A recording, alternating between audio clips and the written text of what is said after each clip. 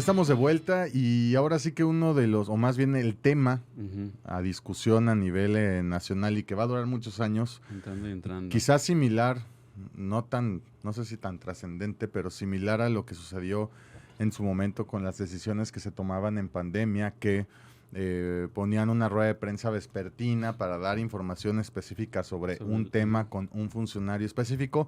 Ahora también se está haciendo con la nueva escuela mexicana y el contenido de los nuevos libros de texto, que también ha generado división de opiniones aquí en nuestra región, tanto del gremio de escuelas particulares, sobre todo, como periodistas, sociedad civil y demás. Entonces, hoy le vamos a entrar de lleno a este tema marxistoide. Pero por el autor, izquierdoso, comunista. Sí, yo creo que la importancia del análisis que vamos a hacer aquí es que no lo vamos a ver, y espero que la discusión no tenga mucho que ver desde la visión política, es que es lo que está desgastando un poco la importancia de estos avances en materia de educación. Para eso me presento, bueno, aquí está Jorge Espejer, que no se presentó, Gerardo Pineda, muchas gracias por acompañarnos. Y también nos acompaña Aldo Valdés, director de la institución Domus. De la universidad. De la Universidad Domus. Y él ya recibió los libros de texto, ya hizo los análisis y vamos a ver desde su visión y desde su perspectiva cómo esta nueva escuela mexicana es o no un aporte a la educación del país. De acuerdo. Gracias por estar acá. No, gracias Gerardo y Jorge. Pero esa sería la primera pregunta, o sea, que yo te haría, tú como, ustedes más bien como parte de una institución de educación que entiendo tienen desde primaria, ¿no? Desde kinder. Desde kinder. ¿Cuándo empezaron estas capacitaciones de la nueva escuela mexicana? ¿Cuándo empezaron como a socializar la nueva manera de dar clases? Bueno, mira, aclarando un poco justo los niveles educativos, porque creo que hay que empezar el análisis desde ahí. Quizá la polémica más grande en los libros de texto se ha centrado en educación básica y específicamente en primaria, ¿no? Quizá en los primeros grados de secundaria. La nueva escuela mexicana yo la veo como un proyecto del sexenio actual y como una política educativa que sucede cada sexenio, ¿sí? Es normal que cualquier partido al llegar al poder en México intente imprimir un sello en las políticas educativas. Y también es normal que exista resistencia al cambio.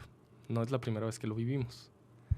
Sí es cierto que quizá, por ejemplo, la reforma educativa de Peña Nieto, que también sacudió cosas. Sí. Y que se hablaba de que más bien era una reforma laboral, ¿no? Sí, más que de contenidos. Sí, ahí había temas más relacionados quizá con el sindicato, con la evaluación de maestros y maestras. También fue muy polémico. Este nuevo enfoque de la nueva escuela mexicana, yo creo que como cualquier política pública grandota, tiene cosas que aportan, como decíamos al inicio, y tiene cosas con las que tenemos que ser críticos, ¿no? Y en eso hay niveles de discusión. Efectivamente, parece que estamos ahorita muy polarizados por cuestiones ideológicas y políticas. Y ¿sabes qué? Eso es natural, ¿no? Cuando hablaba ahorita de resistencia al cambio, a mí se me hace absolutamente entendible. Y cuando hablábamos de las instituciones privadas, pues también. Ahí ya puedes ir viendo las tendencias, ¿no? De quién se queja, a quién le gusta. Pero creo que más bien nos deberíamos de centrar en una lectura más técnica de cuáles son esos cambios, ahorita específicamente con los libros de texto, probablemente. O qué es la nueva escuela mexicana, ¿no? Y creo que también tiene valor porque esto aún no lo podemos hacer, analizar en la práctica, ya durante la implementación, qué piensan los maestros, las maestras, los alumnos y las alumnas de esto. Ahorita la discusión está en el terreno público y efectivamente estamos discutiendo mucho. Expertos en educación. Sí, estamos discutiendo mucho desde la incertidumbre. Nos falta información. ¿Sí? ¿Qué tenemos? Pues ya los libros, ¿no? En PDF, a los que podemos acceder, o los libros en físico que se van a empezar a utilizar, salvo en algunos estados, ¿no? No, más bien salvo que se resuelva lo de los amparos que le metieron, ¿no? A los libros. Así es. Pero sí. Sí, pero creo que es una discusión un poquito prematura, pero hay que tenerla, está bien, ¿no? Yo ahorita, al hablar antes de salir al aire, estaba pensando en estos temas que nos pueden guiar un poco, ¿no? Uno es esa resistencia al cambio, que es algo natural, que no es la primera vez que nos pasa cuando hay una reforma educativa. Son como puntos a tener en cuenta a la hora de pensar en este Sí, análisis. sí. Ok, resistencia. Y ahí yo profundizaría un poco, o sea, como docente, también es cierto que algo es lo que se dicta desde la federación, desde la SEP, en la Ciudad de México. Y otra cosa distinta es lo que se implementa a nivel local. Porque a veces sucede que pueden existir, como en cualquier rubro, no nada más en la educación, teléfonos descompuestos. Que entre la política estatal, centralista, y luego lo que realmente sucede, hay una distancia. ¿Sí? Y luego hay otro nivel de discusión, quizá ideológico, que yo creo que lo podemos tocar, ¿no? Y un nivel quizá más específico, que sí tiene que ver con las enseñanzas, ¿no? Y los aprendizajes. Sí. Y está el tema también de los, o sea, digo, uno se recuerda de niño, independientemente de los contenidos fueran buenos o malos, también depende mucho qué tipo de maestro o maestra te toca. Sí. ¿No? O sea, puede ser el contenido extraordinario, pero si el maestro o maestra nada más te ponen a hacer planas y a dictarte, pues no vas a aprender nada, ¿no? Claro, porque los libros de texto son una herramienta. Es una guía, es una herramienta. Sí, es un apoyo, nada más. Es un apoyo, es una herramienta útil, muy útil, ¿sí? Aún. Pero hay más factores. Efectivamente, los docentes son una parte, yo creo que más relevante, ¿no? En la planeación, en los métodos que se emplean para poder enseñar. Ese es un tema donde también podemos poner el foco. Y también las características generacionales, porque hablamos mucho de los libros de texto, pero yo creo que gran parte de los aprendizajes que tienen los niños, las niñas y los adolescentes se dan por la vía de la educación no formal, de acuerdo. Donde tienen acceso a mucha información que escandalizaría más que lo que estamos viendo en los libros de texto. Sí, realmente todo lo que está alrededor de una institución, digámoslo, de una escuela, influye muchísimo más en el sentido de, pues la educación es un tema comunitario sí o sí, ¿no? Entonces, tanto los papás necesitan acudir e interesarse en una especie de escuela para padres, y tanto los maestros deben de seguirse actualizando en los temas educativos, que cada vez son más acelerados los nuevos cambios y los nuevos descubrimientos en cuanto a cómo están aprendiendo los niños, porque además con los cambios tecnológicos y los cambios de todo y el acceso a mucha información en todo el mundo, los niños aprenden y niñas aprenden de manera distinta. Claro. Entonces, si el maestro o la maestra no se dedica a hacer una especie de reflexión y análisis propio de cómo su salón funciona, pues entonces habrá un déficit de aprendizaje, aunque los libros hagan o no su chamba. De acuerdo. Yo creo que esa es una de las cosas que no veo mal de los nuevos libros de texto. Creo que se hace más énfasis en cuestiones comunitarias, que ya se venía manejando en consejos técnicos desde antes de tener los libros, ¿no? O sea, sí es notorio que en la nueva escuela mexicana se puntualiza más lo comunitario y también una visión un poco más heterogénea de la realidad nacional. ¿Sí? Se mencionan, por ejemplo, casos que a veces nos suenan fuera de contexto aquí en lo urbano, en el norte del país, pero se nombra y yo creo que eso está bien. ¿Cómo qué, por ejemplo? A lo mejor cuestiones comunitarias o rurales que pueden suceder en el sureste. Se ejemplifica o se sugieren proyectos o líneas que toman en cuenta esas otras visiones del país. Sí. Y estas visiones provocan un pensamiento más crítico y un análisis más extenso. Y está el tema también de que sí emergió esta fobia de cuando leen palabras como asamblea y demás. Claro. Pero yo digo, si hay una organización o institución, como queramos llamarle, que continuamente, con fines buenos o malos, no importa, se organiza para lograr algo, son los sindicatos de los maestros. Tanto la CENTE, que es un poco más radical, por así decirlo, como el CENTE, ¿no? Siempre se han organizado cuando no están de acuerdo con algo. Y aquí en Coahuila, ya en el tema local, pues tenemos el ejemplo de los maestros pensionados, que son quizá el movimiento más incómodo para la autoridad estatal, pues porque fueron desfalcados, ¿no? Más que por contenidos y demás, porque les robaron dinero, ¿no? Pero si hay un ejemplo de organización mal o bien hecho, son los maestros en México, Claro. ¿no? Digo, Ayotzinapa, Claro. también, Si no me equivoco, Lucio Cabañas, ¿no? hasta hace unos años, y quizá lo siga siendo, la CENTE era el sindicato más grande de América Latina. Sigue siendo. Más de 1 millón de Sí, maestros. es una y locura. maestras. Sí. Sí, efectivamente. De hecho, sabes que también como para bajar un poquito los niveles de fobia, yo creo, me voy a ir a algo más general, pero creo que vivimos en un sistema que sí tiene contrapesos. Okay. E incluso desde lo educativo, cuando hablábamos del amparo, o de esa libertad que existe en cuanto a la cátedra o a ciertas decisiones en las instituciones educativas, creo que no estamos hablando de un escenario en el que se esté imponiendo de manera perversa una ideología radical. Hay que acercarse a los libros, eso es cierto. O sea, hay que ver cuál es el contenido. Y creo que en ese ejercicio que todos y todas podemos hacer, también se reduce un poquito ese miedo a la imposición ideológica que se ha manejado desde lo político, ¿no? Pero efectivamente, hay sindicatos, hay gremios muy bien organizados en todo el sector educativo, también la Asociación Nacional de Padres de Familia, hablando de personas que se organizan con fines compartidos, pues tiene su postura. Sí. Y entonces esta discusión en general a mí me parece acertada. Me gusta que México discuta sobre libros de texto en la educación. Un poco sobre libros. Sobre libros. Sobre su contenido.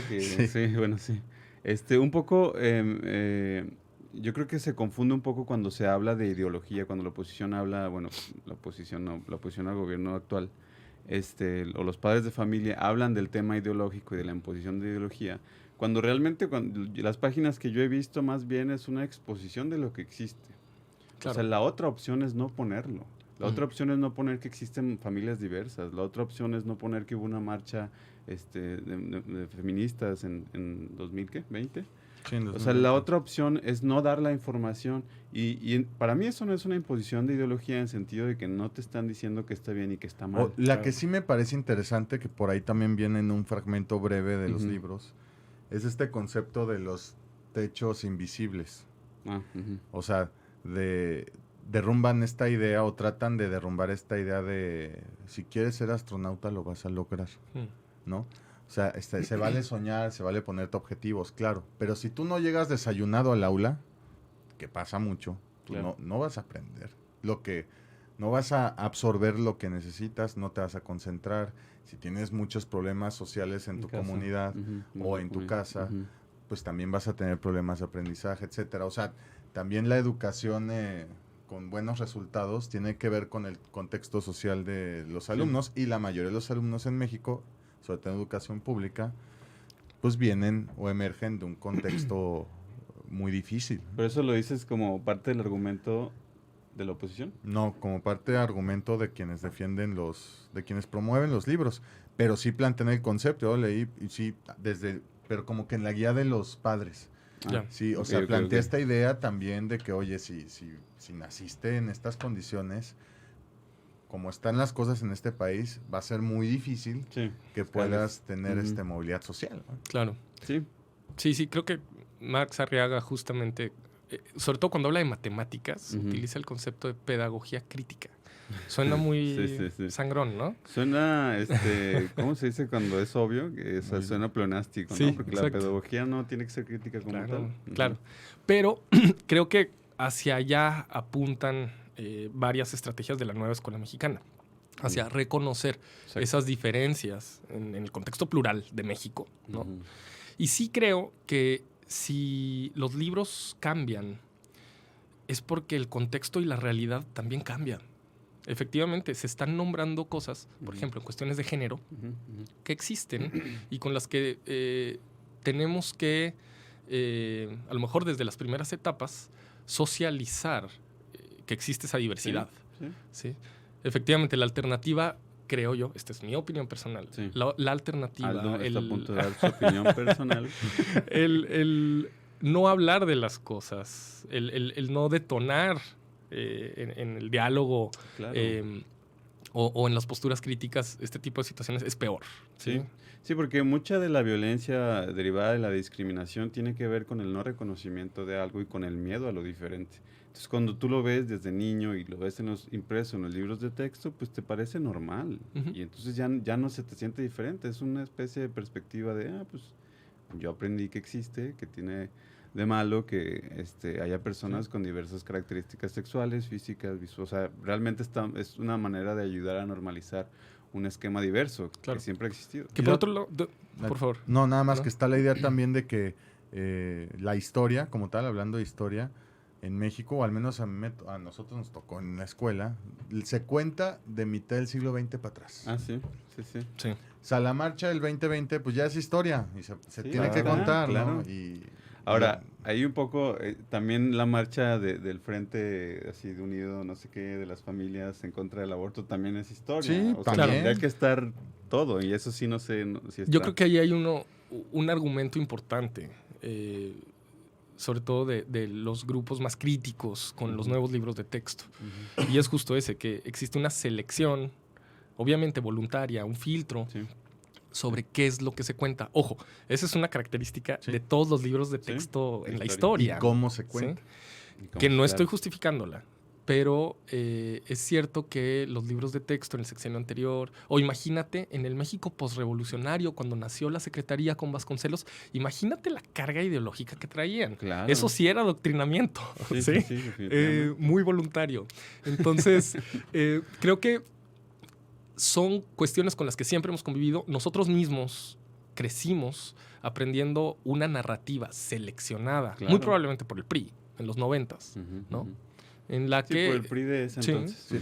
Aprendimos que los prehispánicos fueron derrotados por Hernán Cortés, ¿no? No aprendimos el valor y el poder y lo interesante que tiene estas culturas. Y haciendo justicia también, exacto, a todos los posibles argumentos, no aprendimos de la Guerra Cristera, por ejemplo. Sí. Por ejemplo. ¿Sí?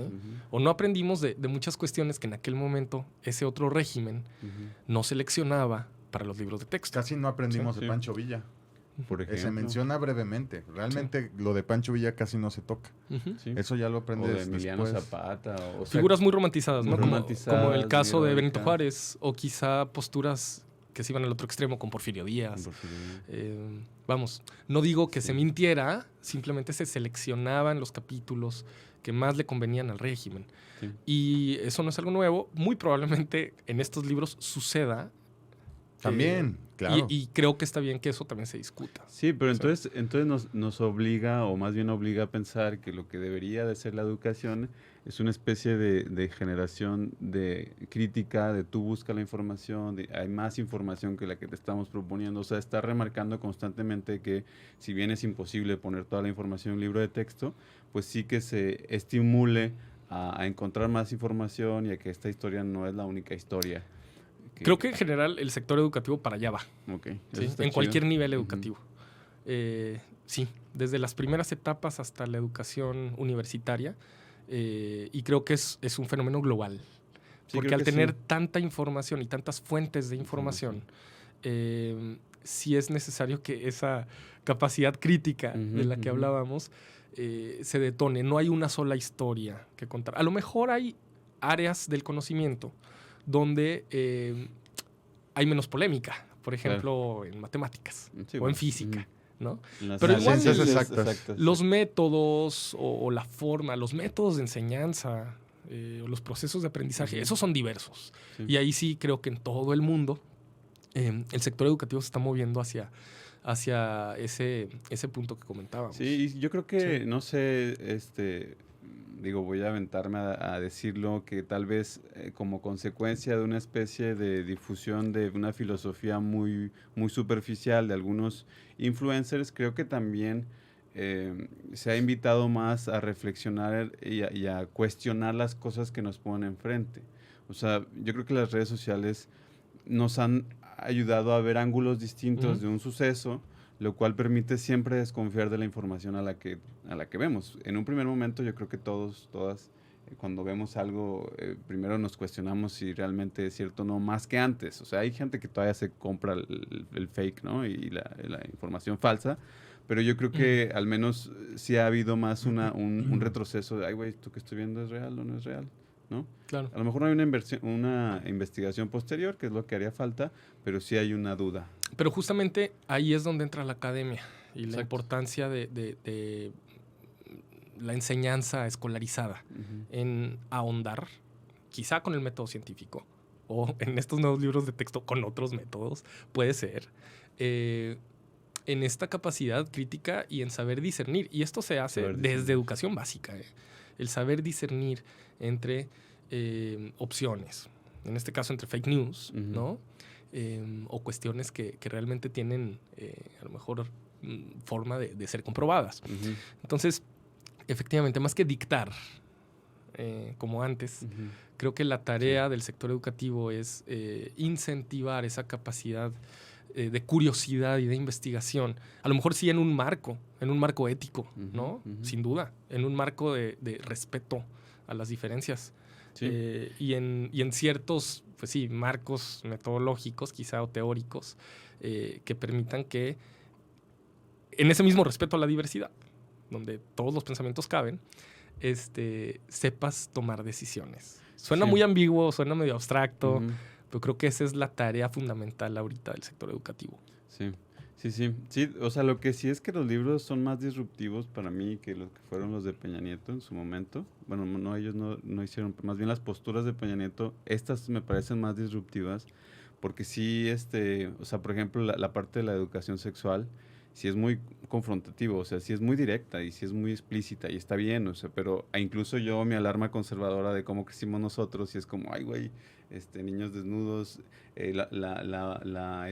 hentai en los libros, pues sí. Sí. No, pero incluso al mostrar los cuerpos de niños y niñas, también muestran ahí que puedes nacer niño, pero tu género puede ser otro. O sea, claro.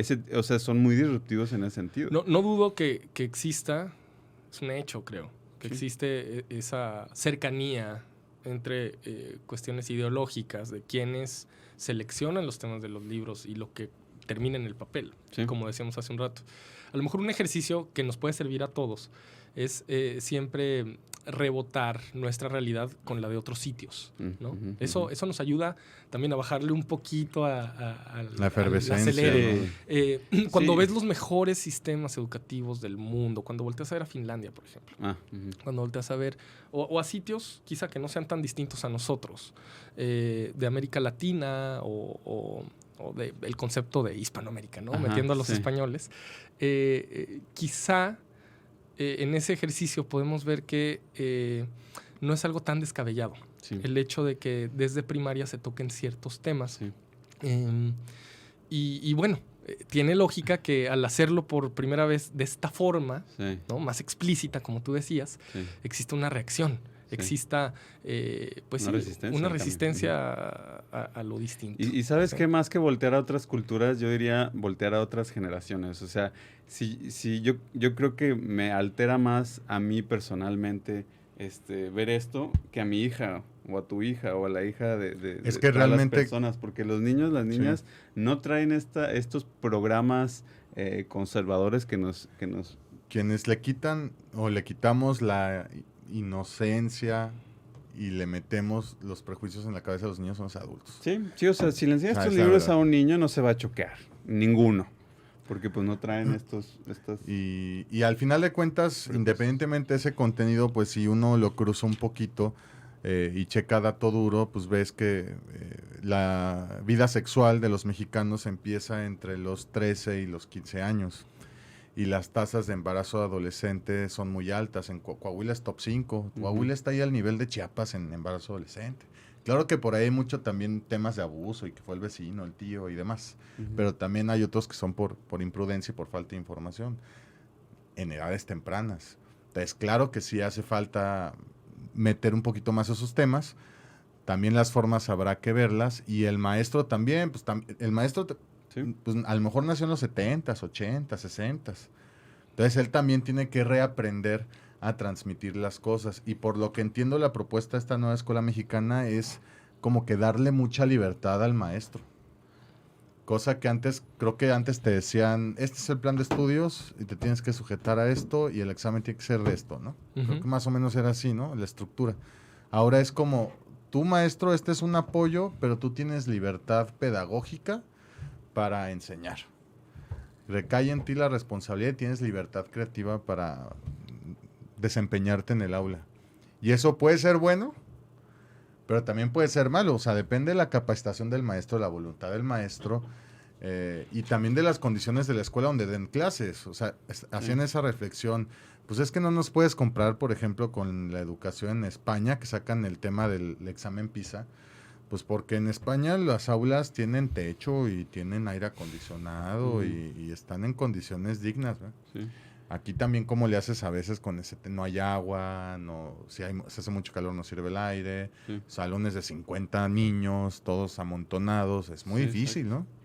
Sí, y no dejar de considerar la influencia que tienen los padres de familia. Acabo de leer una investigación pedagógica donde se muestran un grupo de niños con más acceso a pantallas, entre creo que más de 4 horas al día tienen acceso a pantallas, niños entre 5 y 7 años, y otros niños con menos acceso a la pantalla, y les ponen a hacer un dibujo muy tradicional en la psicología, que es la figura humana, y entonces ves los trazos de niños que tuvieron acceso a mucha pantalla y los que no tuvieron, y se ve considerablemente la forma de la figura humana muchísimo más desarrollada en los niños que no tuvieron acceso a la pantalla. Entonces, lo que sí podemos decir es que una escuela no tiene acceso a pantalla, lo tienen fuera. Y por decir algo, ¿verdad? Por decir una manera de cómo los padres de familia también influyen en la educación de sus hijos. Entonces, es importantísimo también, no sé si desde las mismas escuelas o desde gobierno o desde nosotros como comunidades, cómo le hacemos para abanderarnos la responsabilidad educativa que también tenemos como todo, como papás, pero en primer nivel, pero también como tíos, como vecinos, como etcétera, ¿no? Sí, al hablar de educación, yo también creo que en este enfoque integral, los libros de texto son importantes, pero ocupan una fracción pequeña comparada con la influencia que tienen otro tipo de estímulos en los niños, niñas y adolescentes. El entorno familiar es uno, bien lo decías. Es impresionante la cantidad de situaciones que ves desde lo académico que comienzan más bien por dinámicas familiares y que se resuelven de la misma forma. Al hacer que en el ámbito familiar o en el contexto de casa se atiendan ciertas cosas, ¿sí? Creo que eso, de manera más pragmática, es un tema que influye muchísimo más. Los profesores, bien decías, esta figura del profesor como un guía, como un facilitador, ¿no? Pues sí, es cierto. Quizá es una de las características que noto que en los últimos años se ha hecho más presente en la nueva escuela mexicana. El decir, bueno, tú como profesor tienes este rol no nada más de enseñar, sino de acompañar en cuestiones socioemocionales al alumno, de no nada más evaluar, ¿no? Con números, claro, sino de... sí, exacto, es una cuestión como más cualitativa, quizá también más abstracta y difícil de entender para los mismos profesores, para los papás. Sí. Pero ojo, creo que cuando pones el foco en el alumno, efectivamente, nuestros alumnos y alumnas en general tienen acceso a mucha información por otros medios, ¿sí? Y a lo mejor los libros lo que hacen, este nuevo tiraje de libros de la SEP, es, en el contexto del aula, poner algunos de estos temas para que se discutan ahora sí con la mediación de un adulto preparado, claro, ¿no? Desde edades tempranas. En el caso de la Universidad Domus van a utilizar los libros, porque en Coahuila ya se dijeron que se van a dejar de distribuir a las escuelas públicas, tengo entendido. En tu caso, en la institución que diriges, en la Universidad Domus, ¿sí lo van a utilizar? Bueno, en la universidad no utilizamos libros de texto. En educación básica, sí, yo creo que como el resto de las instituciones privadas de Coahuila, se está muy a la expectativa de que se acuerda tanto en la SEP Coahuila, que ya es un ente muy importante para tomar esas decisiones, como en las asociaciones de colegios, ¿no? Entonces, en general, me voy a ir como al resto de las instituciones privadas en Torreón. Yo creo que ahorita todavía hay como resistencia, ¿no? Pues más bien una especie de Pero incertidumbre. De incertidumbre, sí, de tú incertidumbre. tienes que seguir lo que ellos digan o finalmente tú tienes la pauta. Hay un diálogo, por eso les decía, siempre entre lo federal, entre lo Ajá. que se define en Palacio Nacional o en la SEP, ahí a la vuelta, y lo que sucede en la práctica a escala local, hay un trecho. Es cierto que como institución privada, en este caso, tienes cierta libertad de elegir tus materiales. Y también es cierto que luego hay asociaciones de colegios y que luego hay secretarías estatales. Entonces hay varios filtros y sí existe un diálogo constante para la toma de Sí. estas Ahora, decisiones. en Coahuila lo Sí. que mencionó el secretario Saracho fue, y respaldado por el señor gobernador Miguel Ángel Riquelme Solís, que él leía mucho también de niño. Bueno, mencionan que si procede el amparo y finalmente no se distribuyen los libros, ellos a gusto, o sea, ellos no quieren esos libros. Sí, finalmente sí se tienen que repartir los libros porque los libros ya los tienen aquí, nomás no los han repartido. Lo que van a hacer es imprimir un par más de material de refuerzo que ellos consideran no está incluido y que lo van a incluir, ¿no? Que entiendo las entidades sí tienen esa como facultad. Autonomía. Sí. Por ejemplo, ustedes recordarán una de las materias más inútiles que recibí yo en la Coahuila. secundaria, Coahuila Origen y Desarrollo. Ujú. No me acuerdo. O sea, Fíjate, no me acuerdo tan es así. era una a lo mejor por la maestra, quisiera un saludo a la maestra, creo que se llama Pati, muy mala. Porque nomás se ponían a dictar y a... ¿Te enseñaron el himno de Coahuila? El himno de Sí, Coahuila, sí, o sea, sí. deja tú, como yo Coahuila, nací aquí, el sí. primer día de clases que tuve aquí en secundaria, me castigaron porque no lo canté. Digo, pues es que no me No lo soy sé. de aquí, cabrón. Y me dejaron Muy toda bien. una semana en la salida mecanografiando la letra. Repitiéndolo, güey. Y si me equivocaba lo tenía que volver a escribir, ¿no? Ese tipo de métodos punitivos creo que... Porque al final ahorita ya ni me acuerdo de la letra. Y Sí. hice Sí, planas, ¿no? ¿Sabes qué? O sea, Eso también es otro punto interesante. Porque es cierto que los estados tienen esa autonomía dentro de la federación de poder diseñar sus materiales. ¿Ah, sí? Eso puede que suceda. Y entonces pensarías, si tuvieras una opinión contraria a los nuevos libros de texto, que eso está bien. Sí. Creo que sí, la libertad operativa es buena. Sin embargo, ¿qué garantiza? Porque eso también hay que discutirlo, así como quién revisó el material de la SEP federal, pero ¿qué garantiza que ese diseño estatal sea mejor? ¿No? Si a lo mejor con este caso no Sí, empírico de la materia de Coahuila, hemos visto que tampoco hay mucha capacidad. aparte, por de ejemplo, hacer ese algo libro de mucha Coahuila calidad. no te lo daba la institución, es ve y cómpralo, ¿no? O sea, ni siquiera era como una aportación Verga, no me acuerdo, institucional. güey. ¿De qué hablaba? ¿De la historia de Coahuila? Sí, o qué? que irritilas Que es y los interesante, ríos. muy pues, interesante, pero a lo mejor te la echas en un par de meses, ¿no? Sí, y esa materia te la debería dar una persona, no sé, como Héctor Esparza, Sí. Ah. que se sabe como todo el tema antropológico y ecológico y geológico. Bueno, pues ahí sí está interesante. Pero si te la da cualquier persona, pues mejor no pierdas tu tiempo. Cualquier carnal, pati. ¿no? Sí, Te da cualquier cualquier pati, ¿no? Sí, la verdad. Y también hay otra reflexión, o sea, tanto ustedes dos, yo, todos tuvimos algún maestro o maestra disruptivo que no Sí. siguió los patrones y Lineamientos. lo que le marcaba el jefe y terminabas a veces aprendiendo más. Claro. De cosas que a lo mejor ni siquiera estaban incluidas en el plan de estudios, ¿no? Sí. Y recuerdo voy a ser muy fresa y muy romántico, esta serie de Merlí que promueve eso, ¿no? El profesor de filosofía, pero que en lugar de tocar tanto a los clásicos que le exigen, se va por otro tipo de filósofos y arma un desmadre social e ideológico dentro de los alumnos, ¿no? O sea, los inquieta, ¿no? Y Ujú. creo que es la clave del maestro, que te inquiete, Sí. que te levante curiosidad. Sí, y vinculándolo con lo que decíamos de la importancia del entorno, del hogar, ¿no? Ujú. De la familia o las personas que comparten espacios con los niños, niñas y adolescentes, también la figura del docente, ¿no? Creo que en cuanto a los maestros y maestras, papás y mamás o tutores, ahí está realmente el meollo, ¿no? Ujú. Y los libros de texto son importantes, pero son una herramienta.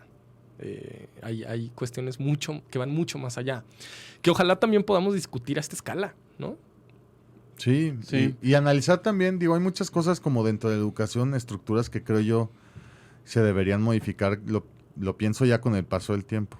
Y yo les pregunto, ¿para qué sirve la prepa? De veras, o sea, en serio. Para prepararte, güey. ¿Para Pues qué? sí, para preparatoria. No, en serio. Pues sí sirve, nomás que tú no entraste a clases, güey. No, ¿para qué sirve? O sea, a esa edad, justo a esa edad, entre los 15 y los 18, que es cuando uno tiene más inquietudes, más dudas, se está como forjando tu manera criterio. de ser, tu Claro. criterio, tu personalidad. Creo que más allá de aprender temas selectos de física, ahí es donde a lo mejor sí te tienes que meter en otros temas, ¿no? Claro. Que sí alimenten tu pensamiento crítico. Puede ser. Yo sí puede ser. difiero contigo, güey. Yo creo que, o sea, sí vale la pena conocer química.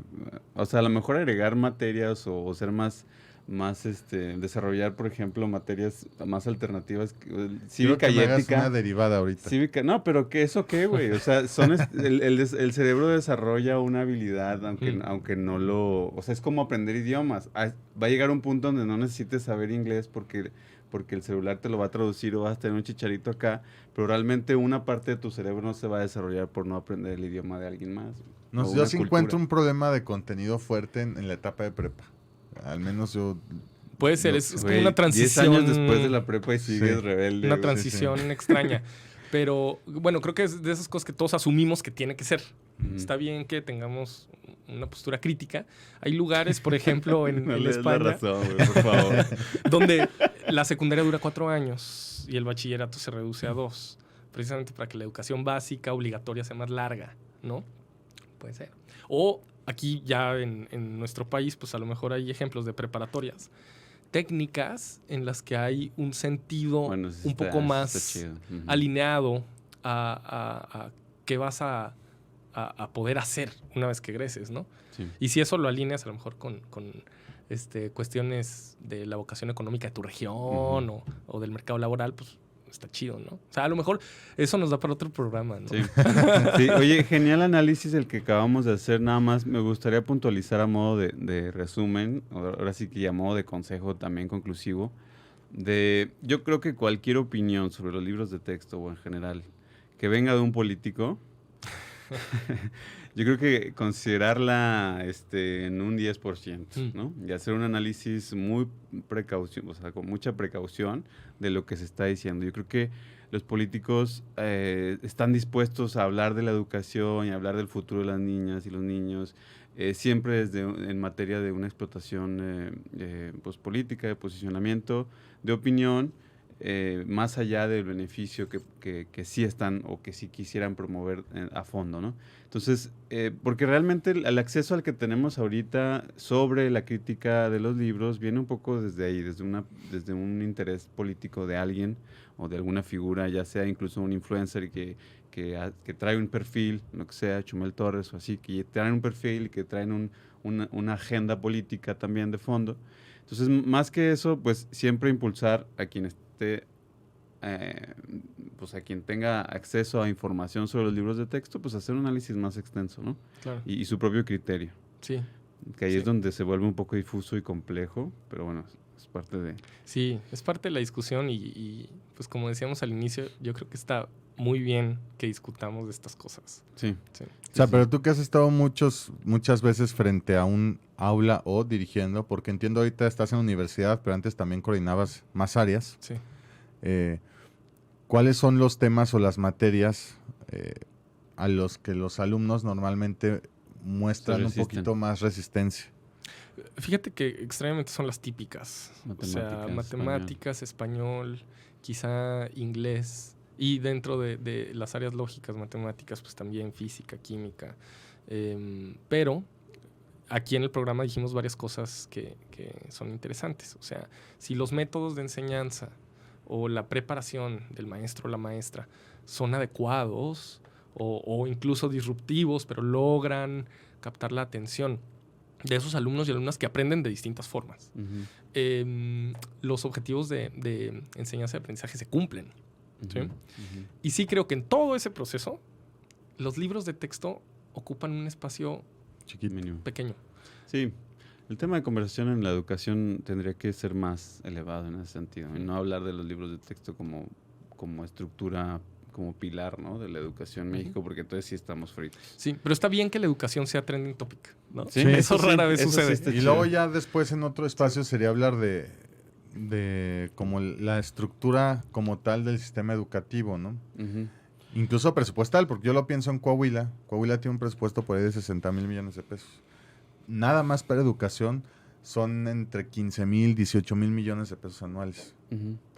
¿Cómo es posible que con esa bestialidad de recurso, porque creo que eso es un recurso importante, haya, sobre todo las escuelas estatales estén como estén, muchas?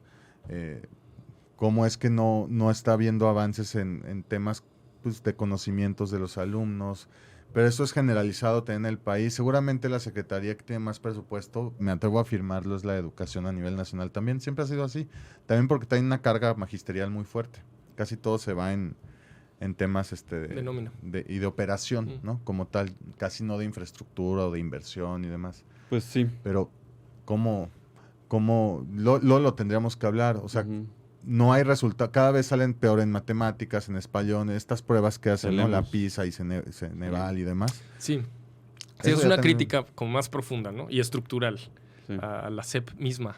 Sí, Y sí, sí. te da para un análisis histórico bien interesante. Y quizás ni es culpa del maestro, o sea, es Claro. culpa de mil sistema. factores que se Sí. tendrían que platicar después, ¿no? Sí, Sí, de acuerdo. buen análisis por lo pronto sobre el tema de los libros de texto. Ya regresamos en un segundo capítulo a hablar de la educación. Te agradecemos un montón, Aldo Valdés, por estar acá, activista, promotor cultural y director del Domus. Muchas gracias por estar aquí con nosotros. Gracias a ustedes. Nos vemos pronto. Sí, Sí. nos vemos. Libertad en comunicación. Sunirradio.com. Suscríbete en Spotify.